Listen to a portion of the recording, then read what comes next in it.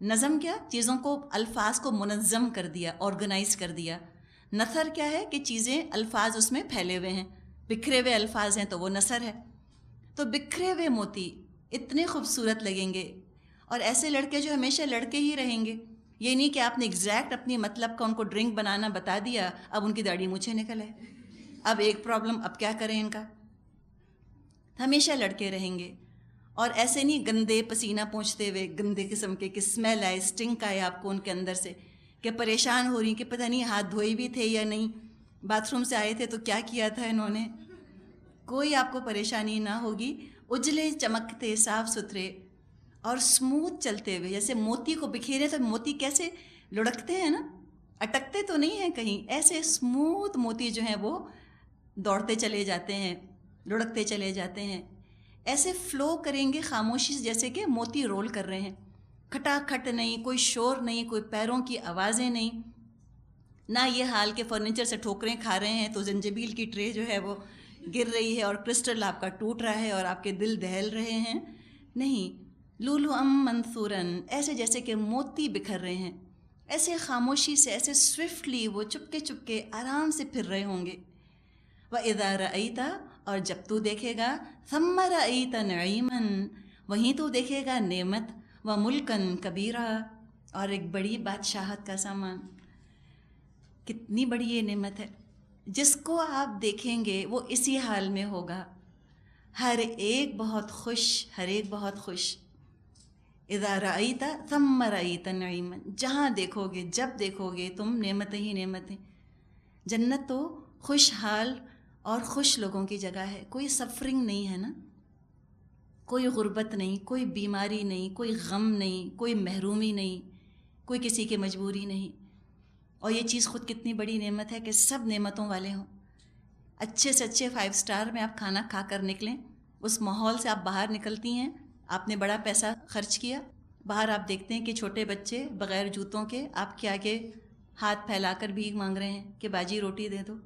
سارا مزہ ختم ہو جاتا ہے کھانے کا.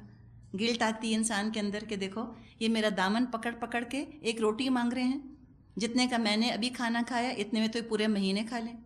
تو مزہ کرکرا ہوتا ہے انسان کا. ساری نشاط کی کیفیت، فرحت کی کیفیت ختم ہو جاتی ہے، طبیعت مقدر ہو جاتی ہے، مزہ کرکرا ہو جاتا ہے. جنت میں نہیں ہوگا. جب دیکھو، جس کو دیکھو، جہاں دیکھو نعمتوں کی بارش ہی ہوگی. ثم نہیں کہا، ثم، دین اینڈ دیر، ایوری ویئر، ہر جگہ یہی ہوگا. اور ملکن کبیرن، ایک بڑی مملکت کا سامان ہوگا.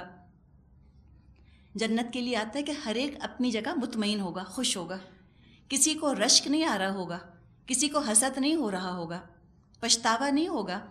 کوئی بیوی یہ نہ کہے گی میاں سے کہ میں نہ کہتی تھی تہجد پڑھ لیا کرو، دیکھا پڑوسن کو کتنی اونچی جنت میں ہیں، ان کے میاں تہجد پڑھا کرتے تھے، بلا لیا نا اپنی بیوی کو اوپر انہوں نے، تم نے نہ پڑھ کر دی تہجد. کوئی ایسے جھگڑے نہ ہوں گے، کوئی پچھتاوے نہ ہوں گے. جو جہاں ہوگا اپنی نعمتوں میں خوش ہوگا، اپنی نعمتوں میں مطمئن ہوگا، جو اس کے پاس جیسا بھی ہوگا. اور جنت ہے نا، کیسے ہو سکتا ہے کوئی ناخوش ہو.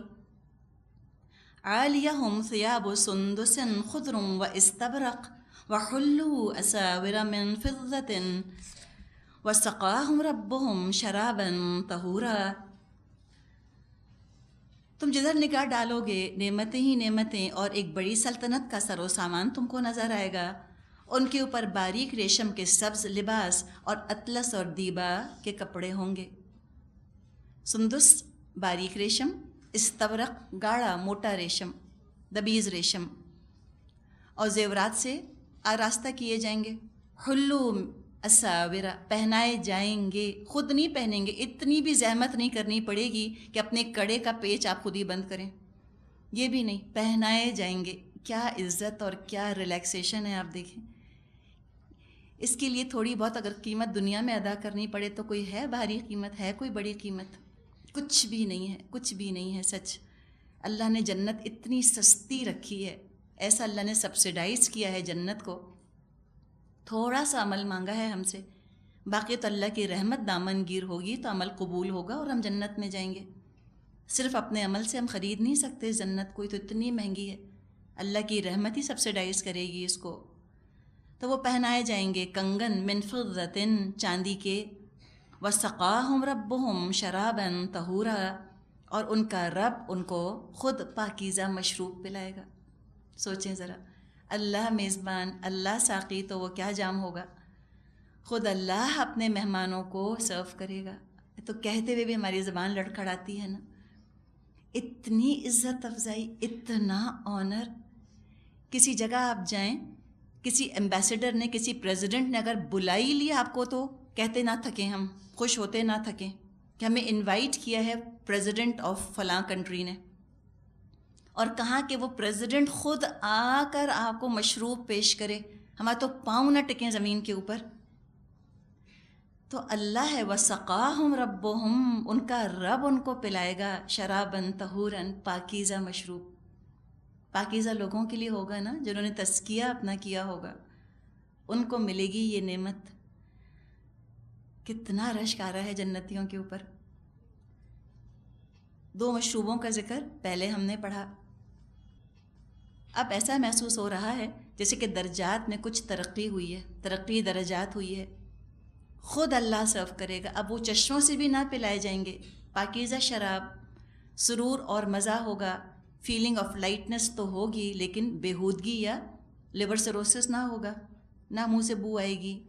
صاف ستھرا شراب، ہر بیماری، ہر گندگی، ہر اخلاقی عیب سے پاک۔ اور کیا کہا جائے گا؟ ان ھذا کان لکم جزاء وکان سعیکم مشکورا، یہ ہے تمہاری جزا اور تمہاری کارگزاری قابل قدر ٹھہری۔ یہ ان سے کہا جائے گا، ان کو خوش کر دیا جائے گا کہ یہ تم نے جو محنت کی ہے، جو تم نے کوشش کی ہے، وہ اللہ نے قبول کی۔ ورنہ یہ بھی تو کہا جا سکتا تھا کہ اللہ کی رحمت کے بدلے میں تم آج داخل ہوئے ہو، اللہ کی رحمت کی وجہ سے تم آج جنت میں داخل ہوئے ہو۔ نہیں، اور ان کو آنر کیا جائے گا اور ان کو خوش کیا جائے گا، تم نے جو عمل کیا تھا اس عمل کی وجہ سے آج تم اس جنت میں داخل ہوئے، آج جو تم اس کے جو ہو تم مالک بنے۔ ابو سعید خدری سے مسلم میں روایت ہے کہ نبی اکرم صلی اللہ علیہ وسلم نے فرمایا، اللہ تعالیٰ جنتیوں سے ارشاد فرمائے گا، اے جنتیوں، وہ عرض کریں گے، اے ہمارے پروردگار، ہم حاضر ہیں تیری جناب میں اور تیری اطاعت میں۔ یہ کیوں کہیں گے؟ جیسے کہ دنیا میں بھی تو ایسے ہی کہتے تھے، دنیا میں ہی تو ان کو عادت تھی یہ کہنے کی، سمعنا و اطعنا لبیک۔ اللہ جب پکارتا تھا یا ایھا الذین آمنو، کہ لبیک کہہ کے کھڑے ہو جاتے تھے۔ تو وہ عادت پڑی ہوئی ہے، ریفلیکسولی کہیں گے، اللہ ہم حاضر ہیں، ہم تیری اطاعت میں حاضر ہیں۔ کہیں گے بھلائی تیرے ہاتھ میں ہے۔ اللہ تعالیٰ ارشاد فرمائے گا، کیا تم راضی ہو؟ وہ عرض کریں گے، اے ہمارے پروردگار، ہم راضی کیوں نہ ہوں گے؟ تو نے ہم کو وہ کچھ عطا کر دیا جو اپنی مخلوق میں سے کسی اور کو عطا نہ کیا۔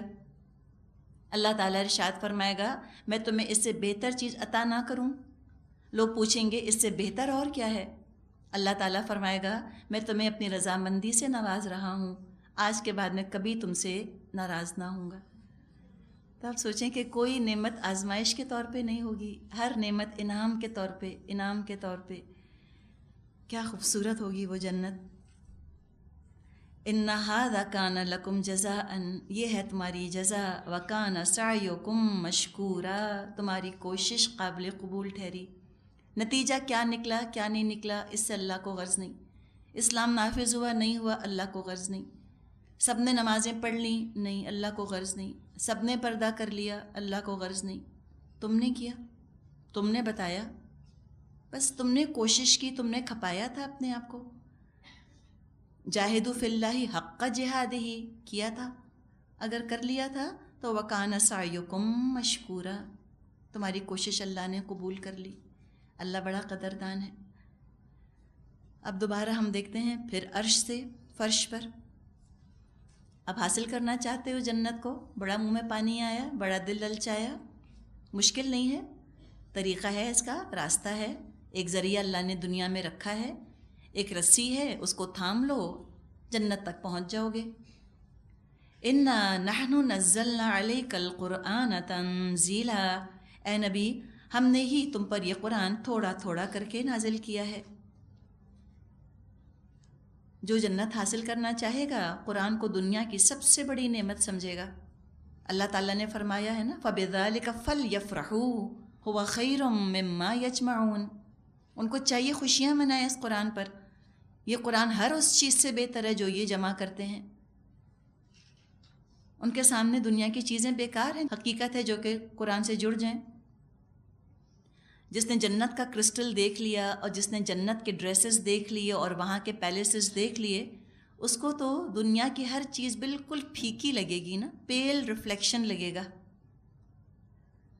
اور جس نے آخرت کو چکھ لیا، جنت کو چکھ لیا، اس کو تو یہ آرٹیفیشل دنیا بالکل اچھی نہ لگے گی۔ تو اسلام اور قرآن ہی وہ دروازہ ہے جو جنت میں کھلتا ہے، لیکن ضروری ہے کہ اس کے لیے اس دروازے کو انسان خود ایفرٹ کر کر کھولے اور داخل ہو جائے پورے کا پورا۔ اللہ نے فرمایا ہے یا ایھا الذین آمنوا ادخلوا فی السلم کافۃ ولا تتبعوا خطوات الشیطان، اے لوگو جو ایمان لائے ہو تم اسلام میں پورے کے پورے داخل ہو جاؤ اور شیطان کے نقش قدم کی پیروی نہ کرنا۔ تو فرمایا کہ ہم نے تم پر یہ قرآن نازل کیا ہے فاصبر لحکم ربک ولا تطع منہم آثما او کفورا، لہٰذا تم اپنے رب کے حکم پر صبر کرو اور ان میں سے کسی بد عمل یا منکر حق کی بات مت مانو۔ تو نبی اکرم صلی اللہ علیہ وسلم کے مخالفوں کو دو گروہوں میں تقسیم کیا گیا۔ پہلے آثمہ اس اونٹنی کو کہتے ہیں جو قافلے سے پیچھے رہ جائے۔ حق تلفی کرنے والوں کے لیے یہ لفظ آتا ہے، نہ اللہ کے حق ادا کیے نہ بندوں کے حق ادا کیے، ایسے لوگوں کو بخل کا مرض لاحق ہوتا ہے۔ ہر اس شخص کے دشمن بن جاتے ہیں جو مال خرچ کرنے کے لیے کہے ان سے۔ تو ایک ہے آثمن۔ اچھا، کچھ لوگوں میں یہ مسئلہ نہیں ہوتا، خرچ کرنے میں کھلانے پلانے میں بڑے تیز ہوتے ہیں، ان کو انکار نہیں ہوتا، لیکن ان میں خود پسندی، خود پرستی، تکبر ہوتا ہے، اپنی مرضی کے خلاف کوئی بات سن نہیں سکتے، ایگو پرابلم ہوتا ہے ان کو، کسی اور کی بات ماننا بہت ناگوار لگتا ہے ان کو، اور یہ بیماری ان کو حق کے آگے جھکنے نہیں دیتی، دل سخت ہو جاتے ہیں، وہ کفور ہوتے ہیں۔ اور قریش کے ہاں آثمن اور کفورن دونوں طرح کے لوگ، دونوں طرح کے نمونے موجود تھے۔ ابو لہب پہلی قسم کا نمونہ، آثمن، ہر خیر سے خالی، سخت دل، کنجوس، اور اوپر سے دشمن حق بھی تھا، حق تلفی کرنے والا سب کی۔ خانہ کعبہ کے اندر جو خزانے رکھے تھے اس میں سے بھی کہتے ہیں اس نے کچھ چرا لیا تھا۔ اور جو دوسری قسم ہے کفور، اس کی مثال ابو جہل، بہادر تھا، دریا دل تھا، سخی تھا، لیکن نیت ان کاموں سے اللہ کو راضی کرنے کی نہیں تھی، اپنی شہرت کی تھی۔ دراصل روٹ کاز پرابلم دونوں طرح کے لوگوں کا ایک ہی ہے، دنیا کی محبت۔ تو فرمائے ان دونوں قسم کے لوگوں کو اہمیت مت دیجیے، اگنور کر دیجیے۔ اگنور کرنے سے مراد کیا ہے کہ ان کی پلاننگ، ان کی پلاٹنگ، ان کی مخالفت سے پریشان مت ہوئیے، تبلیغ ان کو کرتے رہیے، کسی کی بات نہ مانیے، ان کے طور طریقوں کی پیروی مت کیجیے۔ وَاذْكُرِ اسْمَ رَبِّكَ بُكْرَةً وَأَصِيلًا، اپنے رب کا نام صبح و شام یاد کرو۔ وَمِنَ اللَّيْلِ فَاسْجُدْ لَهُ وَسَبِّحْهُ لَيْلًا طَوِيلًا، اور رات کو بھی اس کے حضور سجدہ ریز ہو اور رات کے طویل اوقات میں اس کی تسبیح کرتے رہو۔ اپنے رب کا نام لیتے رہنے سے صبر کرنا آسان ہو جاتا ہے۔ یہ حقیقت دماغ میں تازہ رہتی ہے کہ جو مشکل ہم پر پڑ رہی ہے اللہ دیکھ رہا ہے، اللہ اجر دے گا۔ سیلف پٹی نہیں آتا انسان میں، مظلوم نہیں سمجھتا اپنے آپ کو انسان، شخصیت ڈسٹارٹ یا مسخ نہیں ہوتی۔ تو بجائے کہ دوسروں کے سلوک کی شکایتیں کرے، دوسروں کو برا بھلا کہے، زبان کو بہتر اور اعلیٰ کام میں مصروف کر لو، اللہ کا ذکر کرو۔ ابن ماجہ میں ابو ہریرہ رضی اللہ عنہ سے روایت ہے کہ وہ ایک درخت لگا رہے تھے، اتنے میں رسول اللہ صلی اللہ علیہ وسلم ان کے پاس سے گزرے۔ پوچھا، اے ابو ہریرہ کس کے لیے درخت لگا رہے ہو؟ میں نے عرض کیا، اپنے لیے۔ آپ نے ارشاد فرمایا، کیا میں تجھے اس سے بہتر درخت نہ بتاؤں؟ فرمایا کہو سبحان اللہ والحمد للہ ولا الہ الا اللہ واللہ اکبر. یہ کہنے پر ہر کلمے کے بدلے تمہارے لیے جنت میں ایک درخت لگایا جائے گا. ایک اور حدیث میں آتا ہے جس نے سبحان اللہ والعظیم وبحمدہ کہا اس کے لیے جنت میں کھجور کا ایک درخت لگا دیا جاتا ہے. تو اللہ کا ذکر کرو. بکرا عربی زبان میں صبح کو کہتے ہیں. اصیل کا وقت زوال سے لے کے غروب آفتاب تک ہوتا ہے. صبح و شام اللہ کا ذکر کرو. اور دوسرا کرنے کا کام نماز پڑھو. وَمِنَ اللَّيْلِ فَاسْجُدْ لَهُ وَسَبِّحْهُ لَيْلًا طَوِيلًا. اللہ کو یاد کرو، نماز پڑھو، خاص طور پہ تہجد کی نماز کا اہتمام کرو. خاص روحانی طاقت انسان کو حاصل ہوتی ہے، مخالفت برداشت کرنے کا حوصلہ پیدا ہوتا ہے تہجد سے، دین پر قدم جمتے ہیں. جو جنت کے امیدوار ہوتے ہیں ان کی یہی مصروفیات ہوتی ہیں. لیکن دوسرے طرح کے لوگ، ان کا معاملہ کیا ہے؟ فرمایا ان هؤلاء يحبون العاجلة ويذرون وراءهم يوما ثقيلا. یہ لوگ تو جلدی حاصل ہونے والی چیز یعنی دنیا سے محبت رکھتے ہیں اور آگے جو بھاری دن آنے والا ہے اس کو نظر انداز کر دیتے ہیں. جو دنیا کے دیوانے ہیں ان کی مصروفیات اور ہی قسم کی ہیں. دنیا سمیٹ کر دل نہیں بھرتا، اسی کے دیوانے رہتے ہیں. اور وہ جو ایک سخت مشقت والا بھاری دن، یومن ثقیلاً یومن عبوساً قمطریراً، اس کو بھولے بیٹھے ہیں. یہ تو ہوگا. جتنی دنیا میں مصروفیت بڑھے گی اتنی آخرت اوجھل ہوگی، حقیقت ہے. اور جب دنیا کو اللہ کے نام سے کاٹ دیں گے پھر تو غفلت اپنے عروج کو پہنچ جائے گی. دنیا کو بھی نبھائیں جس حد تک نبھانے کو اللہ نے کہا ہے، لیکن اللہ کے نام کے ساتھ اس کو نبھائیں. نحن خلقناہم وشددنا اسرہم واذا شئنا بدلنا امثالہم تبدیلا. ہم ہی نے ان کو پیدا کیا ہے اور ان کے جوڑ بند مضبوط کیے ہیں، اور ہم جب چاہیں ان کی شکلوں کو بدل کے رکھ دیں. اسر بندھن کو کہتے ہیں نا، اسیر کہتے ہیں بندھا ہوا شخص یعنی قیدی. تو فرمایا کہ ہم نے ان کو پیدا کیا اور ہم نے ان کے جوڑ بند مضبوط کیے. دیکھنے میں آپ انسان کے جسم کو دیکھیں کتنا نرم اور نازک ہے. نرم نرم مسلز ہیں، نرم نرم لگمنٹس ہیں، ان کے ساتھ انسانی جوڑ ایک دوسرے سے جڑے رہتے ہیں. ان کی نرمی، ان کی نزاکت کو دیکھ کر اندازہ نہیں ہوتا کہ کتنے پائیدار ہیں. رات دن حرکت کرتے ہیں اور کام کرتے ہیں. مثلاً دل اور گردوں کی حرکت پر غور کریں. ایک سیکنڈ نہیں رکتے. 70 80 90 100 سال مسلسل کام کرتے ہیں نان سٹاپ. نہ گرتے ہیں نہ ٹوٹتے ہیں. اپنے ہاتھوں کو دیکھیں کتنا آپ نے کام کیا ہے اپنے ہاتھوں سے، ابھی تک کتنے نرم ہیں. پیروں کو دیکھیں کتنا چلے ہیں، کتنا کھڑے رہے ہیں، کیسے نرم ہیں ہمیشہ. سارے اعضاء اللہ نے کتنے نرم بنائے. جہاں چاہو ان کو موڑ لو، جتنا چاہو زور ڈال لو. فولاد بھی ہوتا تو گھس جاتا. تو اس ناپائیدار دنیا میں رہنے کے لیے اللہ نے اتنا اچھا جسم دیا ہے، تو سوچو آخرت کے لیے کیسا مضبوط اور پائیدار اللہ تعالیٰ جسم دے گا. جب چاہے اللہ بدل دے، اس سے خوبصورت جسم تم کو دے دے گا. اس کے لیے کچھ مشکل نہیں. تم کیوں انکار کرتے ہو آخرت کا؟ ان هذه تذکرہ فمن شاء اتخذ الی ربہ سبیلا. یہ ایک نصیحت ہے، اب جس کا جی چاہے اپنے رب کی طرف جانے کا راستہ اختیار کر لے. تو قرآن پڑھ کے ہی تو جی چاہتا ہے کہ رب کی طرف جائیں. قرآن نہ پڑھیں تو دل بھی نہیں چاہتا اللہ کی طرف جانے کا. فرمایا یہ یاد دہانی ہے، یہ نصیحت اللہ نے نازل فرما دی ہے.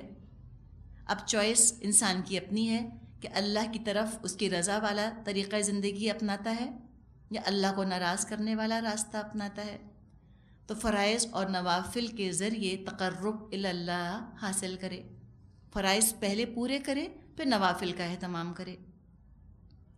وَمَا تَشَاءُونَ إِلَّا أَن يَشَاءَ اللَّهُ إِنَّ اللَّهَ كَانَ عَلِيمًا حَكِيمًا يُدْخِلُ مَن يَشَاءُ فِي رَحْمَتِهِ وَالظَّالِمِينَ أَعَدَّ لَهُمْ عَذَابًا أَلِيمًا. اور تمہارے چاہنے سے کچھ نہیں ہوتا جب تک کہ اللہ نہ چاہے. یقیناً اللہ بڑا علیم اور حکیم ہے.